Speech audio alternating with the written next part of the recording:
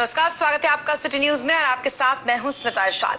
प्रधानमंत्री आवास योजना में एक बड़ा घोटाला सामने आया है। दरअसल इसका खुलासा तब हुआ जब बस्ती में जांच की गई। जांच में 34 अपात्रों को आवास देने की बात सामने आई है। बताया जा रहा है कि ग्राम प्रधान और सेक्रेटरी की मिलीभगत से अपात्रों को आवास देकर धन उगाही की जा रही है। वहीं जो जरूरतमंद है उनको इस योजना का लाभ नहीं मिल रहा है। इतने बड़े पैमाने पर गड़बड़ी को देखते हुए डीएम ने सेक्रेटरी को निलंबित कर दिया। साथ ही इस तरह की योजनाओं के तहत जिले में बन रहे 9000 घरों की भी जांच कराने के निर्देश दिए हैं। बताया जा रहा है कि जब तक जांच पूरी नहीं हो जाती तब तक अगले आवंटन पर रोक लगा दी गई है।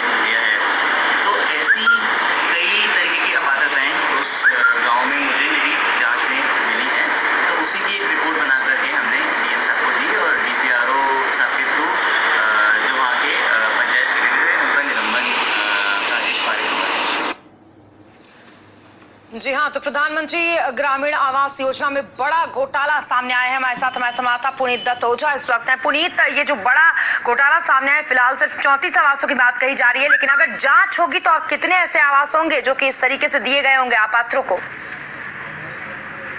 बड़ा घोटाला है। अगर इसके जमीनी हकीकत जानने की कोशिश करें तो मुझे लगता है कि पूरे प्रदेश में ये पूरा मामला हो सकता है, क्योंकि इस घोटाले में जब भी ये प्रधानमंत्री आवास योजना थी, इसके पहले इंदिरा आवास योजना थी, इसमें कहीं न कहीं कोई रैकेट काम करता है, जिसे कहा जा सकता है कि आवास के बदले पैसे लेकर के आवास दिए जाते रहे हैं। और ये मामला ऐसे समय आया, अगर ये वीडियो यानी खंड विकास अधिकारी के स्तर पर या विभागीय जांच होती तो शायद ये मामला नहीं आता, लेकिन इसकी जांच एक ट्रेनी आईएएस अफसर ने जब देखा इस पूरे मामले को तो उन्होंने अपने लेवल से जांच करवाई, तो ये बड़ा मामला सामने आया। जी बिल्कुल। और पुनीत, आप देखिए गांव में खास करके कितनी ज्यादा गरीबी होती है, जहां पर लोग कच्चे मकानों में रह रहे होते हैं। कई ऐसे लोग होते हैं जिनके पास अपना मकान तक नहीं होता गाँव में, और वहीं पर दूसरे अपात्रों को मकान अलॉट कर दिया जाता है।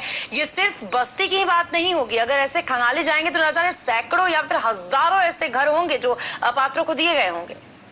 जी बिल्कुल। एक गांव वाले को यानी ग्रामीण परिवेश में रहने वाले व्यक्ति को जिसकी छोटी सी जमीन है या बाहर का पैसा जिसके पास नहीं आ रहा है, उसके लिए रोटी, कपड़ा और मकान की सबसे बड़ी आवश्यकता होती है। और रोटी के लिए अगर आप उसकी तरफ जाएं, थोड़ा सा अगर हम आपको उधर ले चल रहे हैं कि अगर आप सार्वजनिक वितरण प्रणाली की तरफ जाएं तो वहां भी हमेशा कमी मिली है। और मकान की तरफ जब जाते हैं, हालांकि इसमें साफ साफ निर्देश है कि जिसको आप जिस पात्र का चयन कीजिए उसकी पूरी जानकारी ऑनलाइन फीड होनी चाहिए। फीड होने के बाद उसका जब मकान बन जाता है तो वहाँ सामने फोटो खिंचवा करके, यानी ग्राम सेक्रेटरी, प्रधान और लाभार्थी तीनों जब इकट्ठा होकर होते हैं और उसका फोटो खिंचवा करके फिर अपलोड किया जाता है। लेकिन यहाँ तो सबसे बड़ी समस्या यह है कि ऑनलाइन अपलोड करने के बाद भी एडिट कर दिया जाता है। जो सबसे बड़ी इस पर जांच कराई जानी चाहिए कि ऑनलाइन जब फीडिंग हो जाती है उसके बाद भी नए लाभार्थी का चयन हो जा रहा है और पुराने लाभार्थी का नाम गायब हो जा रहा है। इसको लेकर के भी लोगों में असंतोष है। ऐसे में इसकी जांच कराया जाना बहुत आवश्यक था और इसके लिए जिलाधिकारी बस्ती अरविंद कुमार सिंह ने साफ साफ कह दिया है कि आगे की कोई किसी लाभार्थी का चयन नहीं किया जाएगा जब तक कि इस मामले का पूरा पटाक्षेप नहीं हो और जाता। पुनीत, जांच के दायरे में लगभग कितने घर आ रहे हैं प्रधानमंत्री योजना के तहत जो ये आवास बनाए गए हैं?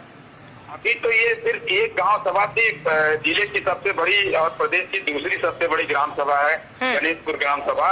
लेकिन अगर पूरे 1096 गांव की बात देखी जाए जो रेवेन्यू विलेज है, 1096 जो सरकारी आंकड़ों में दर्ज है, हालांकि इस तरह के गांव करीब 3500 के आसपास हैं, लेकिन जो 1096 गांव हैं उनमें अगर देखा जाए तो हर गांव में इस तरह से कम 30 से 40% ऐसे प्रधानमंत्री आवास मिलेंगे जो बिल्कुल कहीं न कहीं जो है वो पैसे लेकर के या अपात्र लोगों को दिए गए हैं या फिर उनसे पैसे लेकर के और उसको लोगों ने अपने हित में बांट लिया। बिल्कुल पुनीत, सराहना करनी होगी उन डीएम की जिन्होंने इस तरीके से जांच की और जांच करने के बाद ये सारा जो गड़बड़ घोटाला चल रहा था उस बात का उजागर हुआ ये बात, और उन्होंने तुरंत उस सेक्रेटरी को भी निलंबित कर दिया है जिस सेक्रेटरी इस पूरे मामले में था इन्वॉल्व। जी, ये बिल्कुल अच्छी बात है। इसी बात को लेकर के जो भाजपा नीति सरकार की जो सबसे बड़ी इस वक्त चल रही है नीति है कि भ्रष्टाचार पर अंकुश लगाना। उस भ्रष्टाचार को अंकुश लगाने में एक कारगर कदम हुआ है और इसकी जांच ऐसे अफसर ने की है जिसके सामने पूरा कैरियर पड़ा हुआ है। हालांकि इसको प्रलोभित करने के लिए तमाम उपाय किए गए, लेकिन बिल्कुल ट्रेडिंग IAS अफसर चंद्रमोहन गर्ग जो अभी पिछले 4 महीने से अपने जिले में काम कर रहे हैं, उन्होंने इसकी जाँच की।